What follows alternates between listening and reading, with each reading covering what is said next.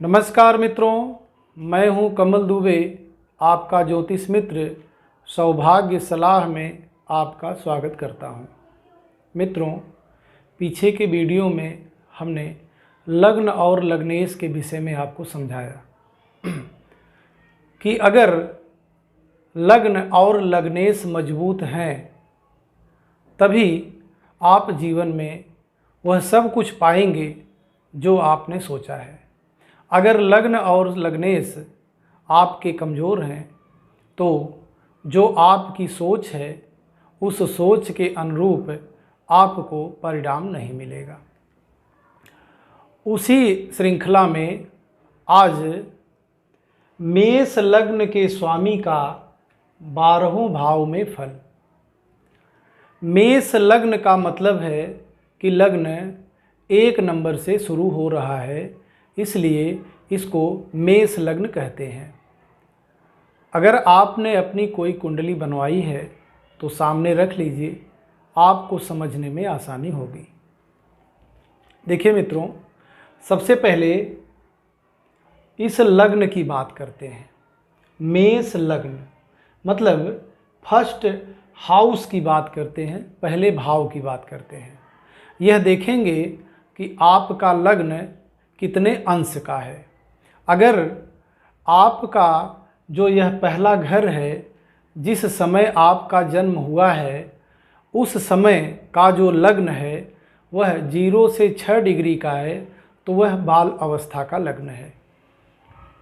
बाल अवस्था का मतलब यह हुआ कि आप जिस घर में रहते हैं वह बाल अवस्था लिए हुए है, शुरुआती दौर का घर है, इस हिसाब से समझ लीजिए।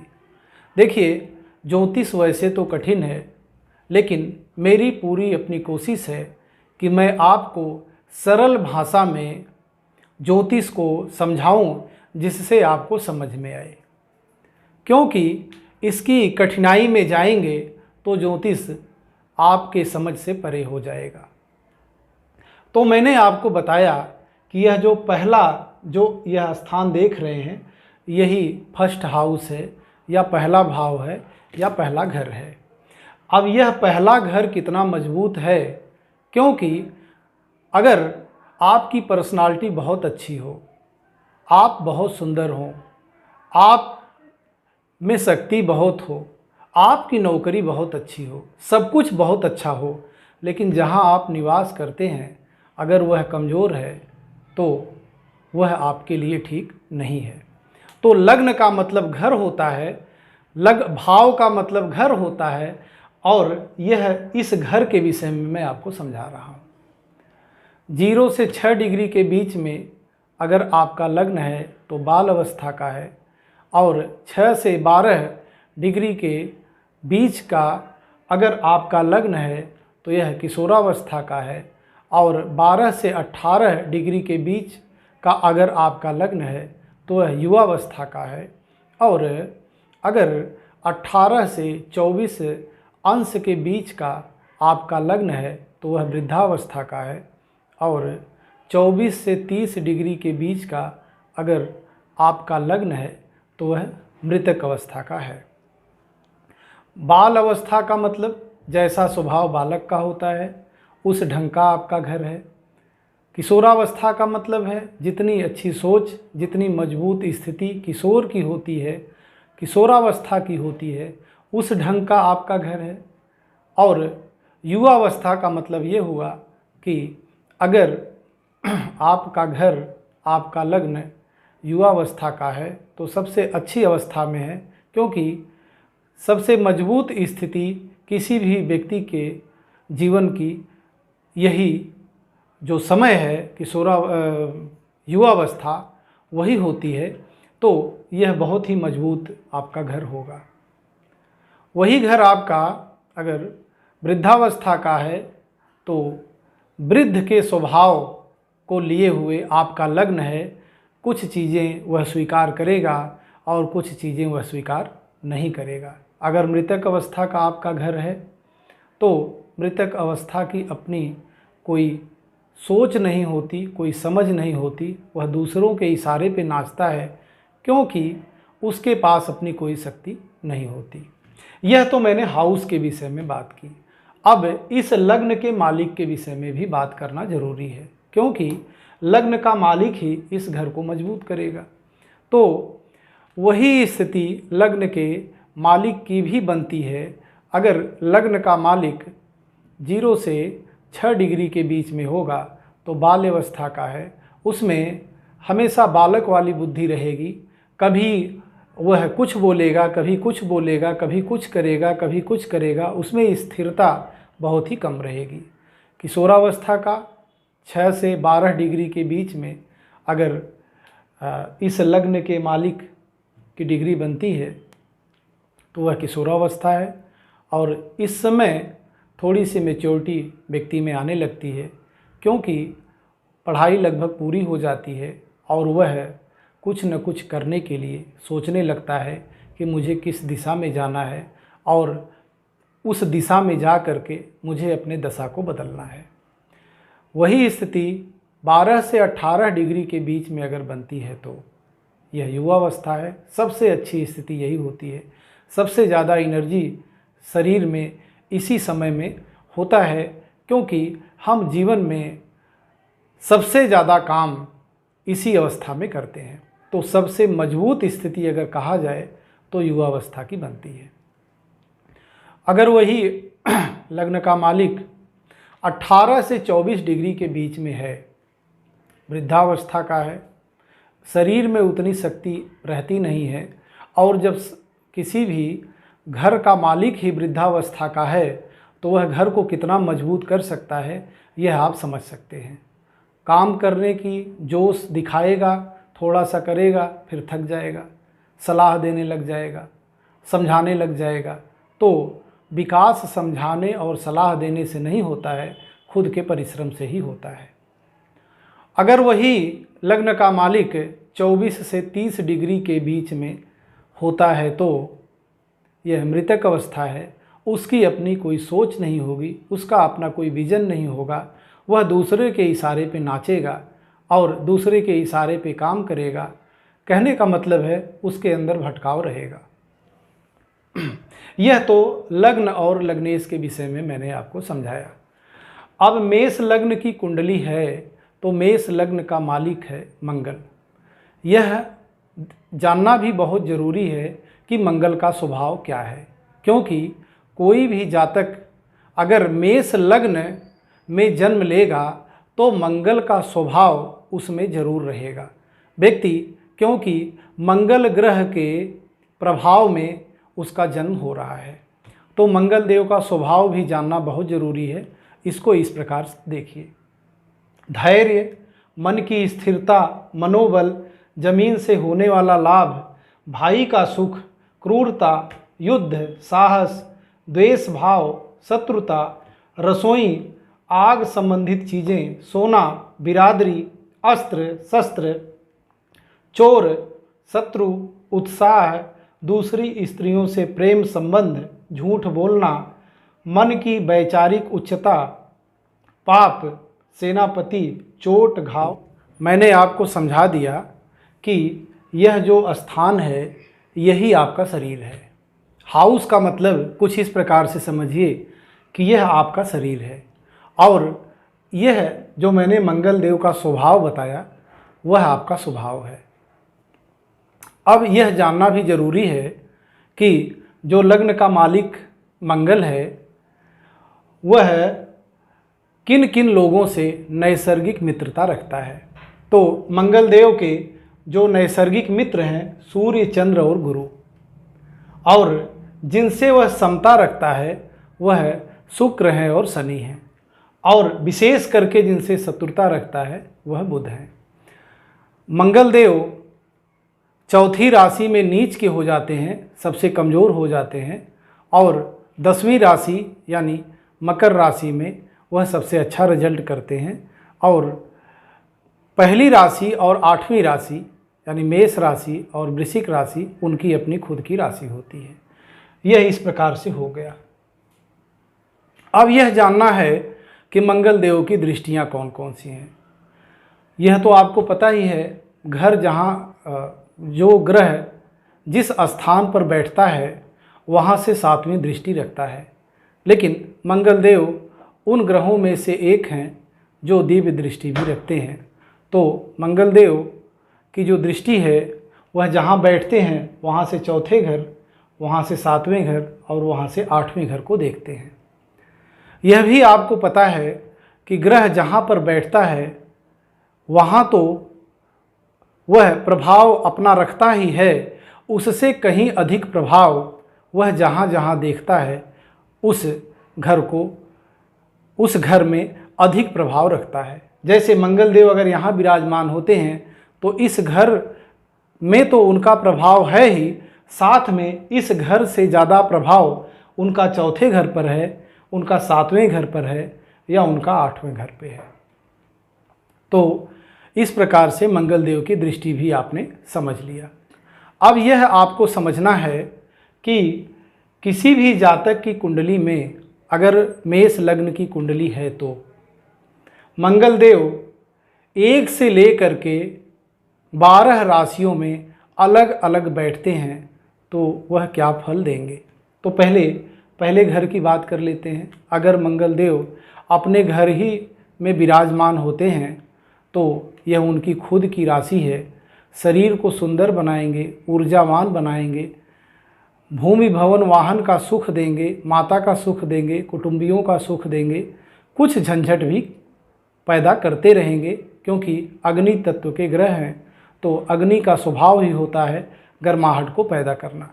रिश्तों में गर्माहट अगर होगी तो कुछ न कुछ झगड़ा झंझट जरूर होगा। तो चौथे घर का प्रभाव रहेगा ही क्योंकि भूमि के मालिक हैं, तो भूमि भवन वाहन का सुख हम चौथे घर से देखते हैं, यह भरपूर मिलेगा। लेकिन यहाँ से हम परिवार को भी देखते हैं तो परिवार में थोड़ा बहुत झगड़ा झंझट हो सकता है, लेकिन यह हमेशा नहीं होगा। समय समय पर ऐसा होने की संभावना बन सकती है।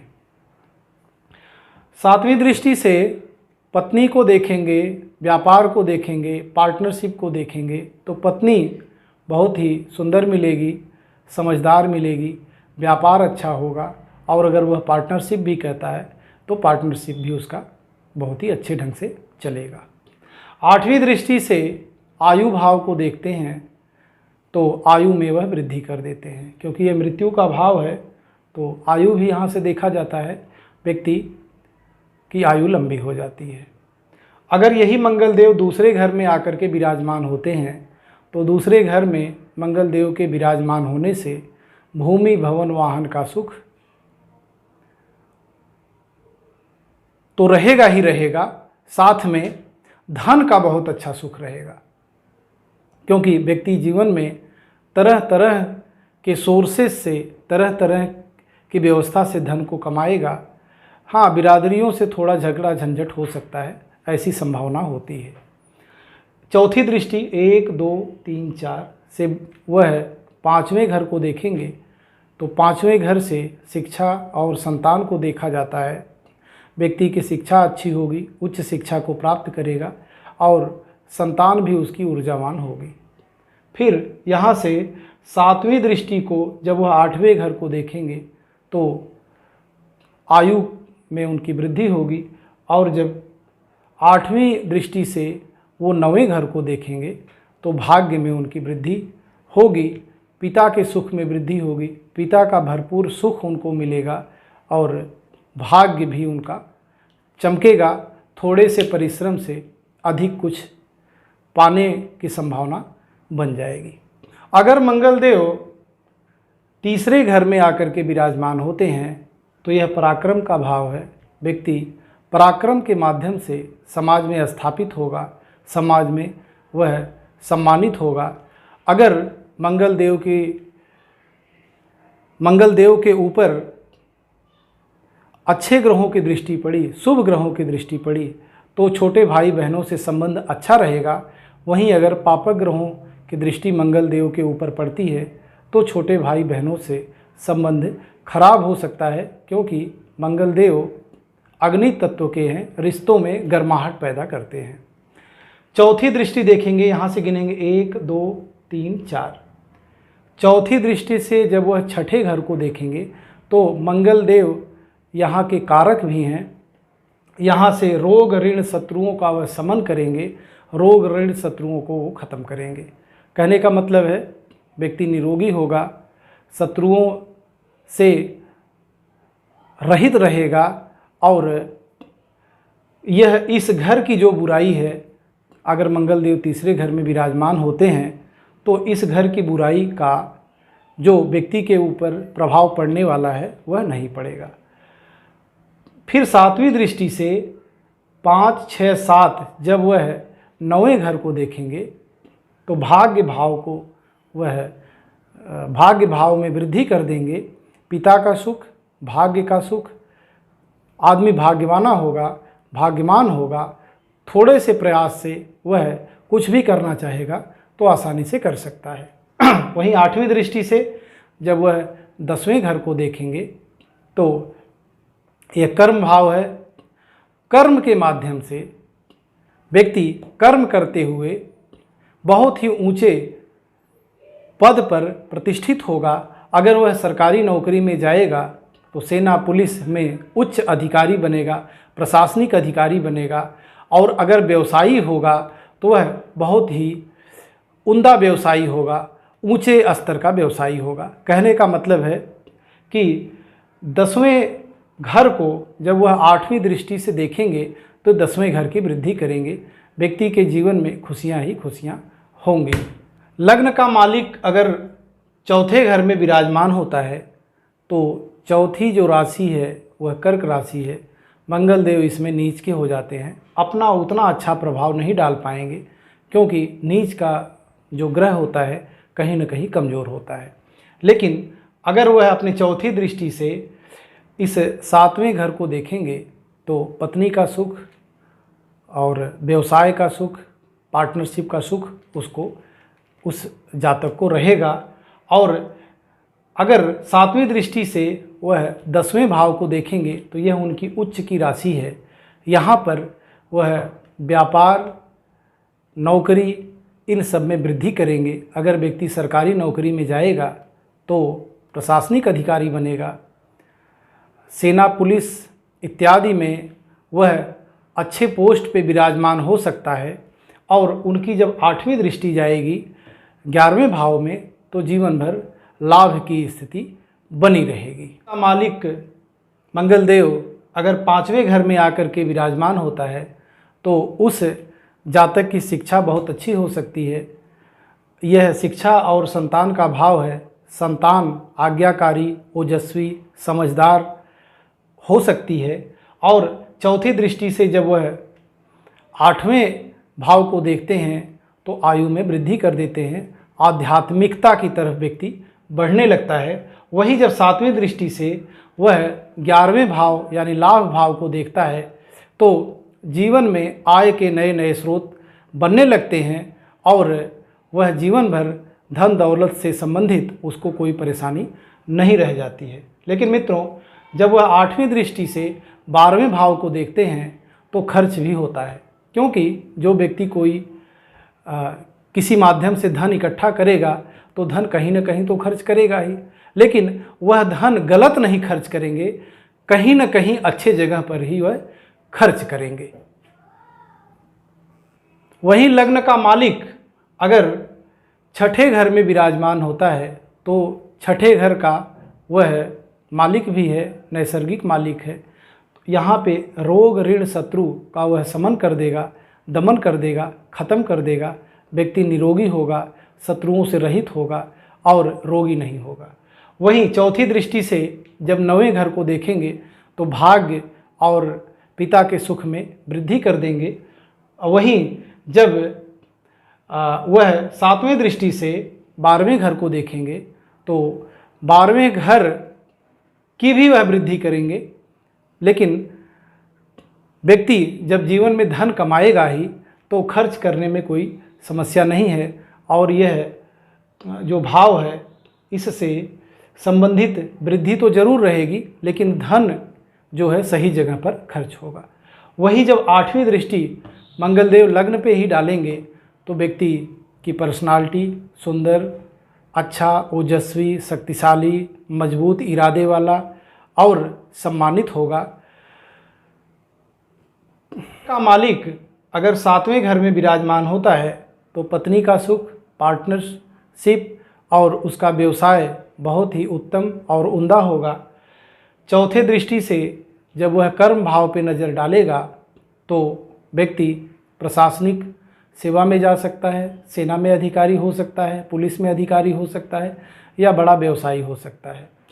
वही जब मंगलदेव 7वीं दृष्टि से लग्न को ही देखेंगे तो व्यक्ति की पर्सनालिटी बहुत ही सुंदर होगी, वह अच्छा होगा, समझदार होगा, लेकिन ओजस्वी होगा। उसमें कुछ क्रोध हो सकता है क्योंकि मंगलदेव क्रोध के भी कारक हैं। 8वीं दृष्टि से जब वह दूसरे घर को देखेंगे तो धन दौलत पैतृक संपत्ति में वह वृद्धि कर देंगे और व्यक्ति जीवन में धन और पैतृक संपत्ति का मालिक होगा। मंगलदेव 8वें घर में विराजमान होंगे तो यह मंगलदेव की खुद की अपनी राशि है, वृश्चिक राशि। इसमें मंगलदेव मजबूत होते हैं और लग्नेश मित्रों किसी भी घर में आकर के विराजमान होगा तो उस घर की वृद्धि करेगा, तो आयु की यहाँ से वृद्धि करेंगे। और जब चौथी दृष्टि से 11वें भाव को देखेंगे तो लाभ में वृद्धि कर देंगे, जीवन में आय के नए नए स्रोत बनेंगे, धन दौलत से संबंधित उसको कोई परेशानी नहीं होगी। वहीं जब 7वीं दृष्टि से दूसरे घर को देखेंगे तो व्यक्ति धन दौलत तो रहेगा ही और पैतृक संपत्ति का मालिक होगा। जब वह 8वें दृष्टि से तीसरे घर को देखेंगे तो पराक्रम में वृद्धि करेंगे, लेकिन अगर मंगलदेव शुभ ग्रहों से दृष्ट हुए तो छोटे भाई बहनों से संबंध अच्छा रहेगा। अगर वह पापक ग्रहों से दृष्ट हुए तो छोटे भाई बहनों से संबंध खराब हो सकता है। लग्न का मालिक मंगल अगर 9वें घर में आकर के विराजमान होता है तो 9वें घर से हम लोग भाग्य को देखते हैं, पिता के सुख को देखते हैं। तो मंगलदेव भाग्य और पिता के सुख में वृद्धि कर देंगे। क्यों करेंगे? क्योंकि यह जो घर है ये बृहस्पति देव का है और बृहस्पति देव के अति मित्र हैं मंगलदेव, तो भाग्य में वृद्धि होगी। चौथी दृष्टि से 12वें घर को देखेंगे तो थोड़ी सी खर्च तो बढ़ेगा, लेकिन खर्च परमार्जित होगा, किसी अच्छे जगह पे खर्च होगा, गलत खर्च नहीं होगा।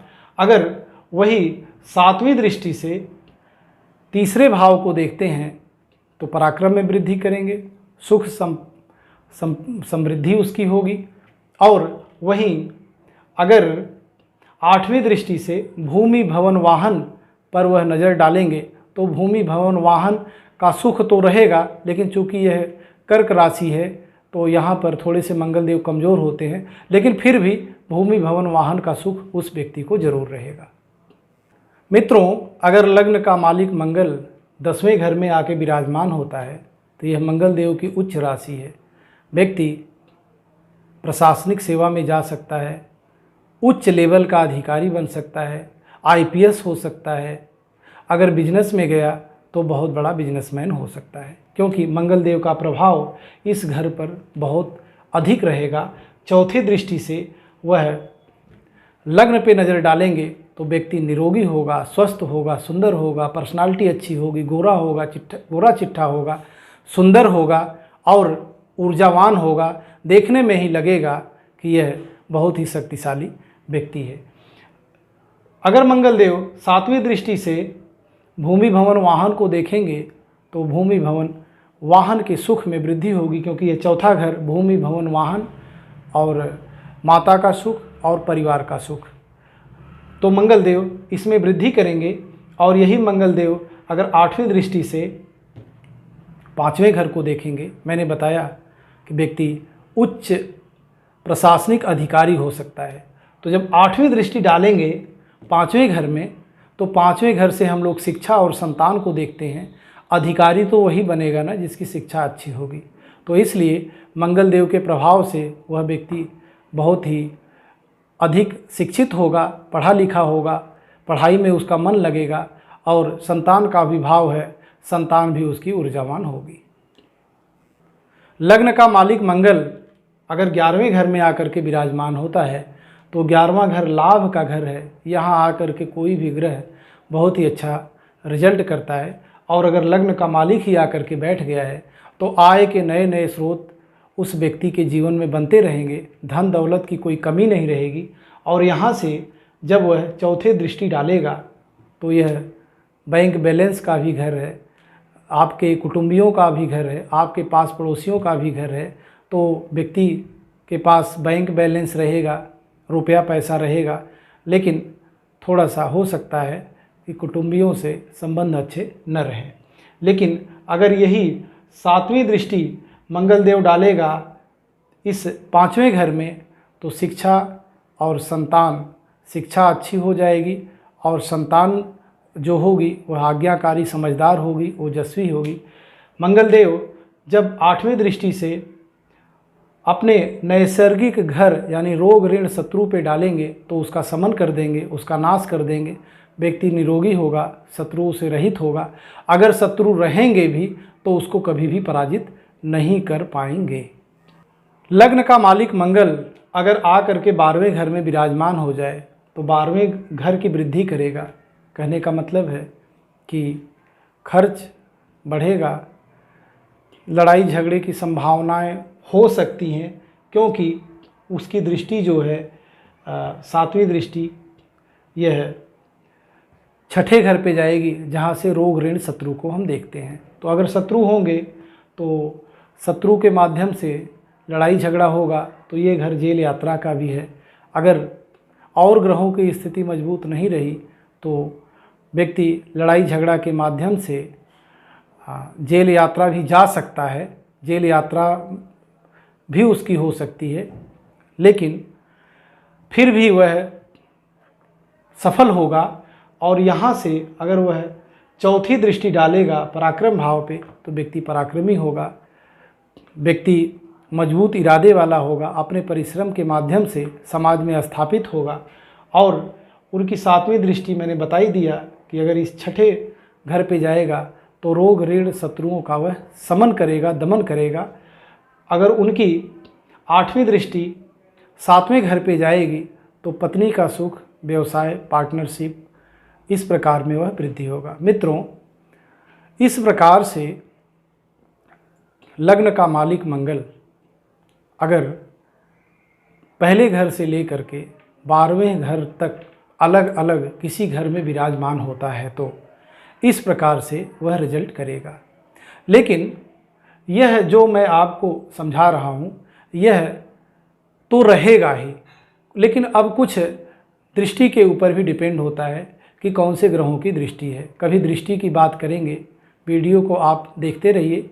वीडियो को देखने से ही आपको धीरे धीरे ज्योतिष में समझ आने लग जाएगा कि ज्योतिष वास्तव में है क्या। ज्योतिष का मतलब है खुद का अध्ययन करना। अगर आप अपने आप से प्रेम करते हैं, अगर आप अपने शरीर से प्रेम करते हैं, अगर आप यह जानना चाहते हैं कि मेरा इस पृथ्वी पे आने का उद्देश्य क्या है, तो बहुत ही सटीक और सही रास्ता है ज्योतिष का अध्ययन करना, ज्योतिष के माध्यम से चलना। मित्रों, अगर वीडियो आपको अच्छा लगा हो तो मित्रों में, रिश्तेदारों में, परिवार में इसको ज़रूर शेयर करिए, क्योंकि अगर आप इससे लाभान्वित हैं तो आपके माध्यम से और लोग भी इससे लाभान्वित होने चाहिए। आपका बहुत बहुत धन्यवाद। आपका कल्याण हो।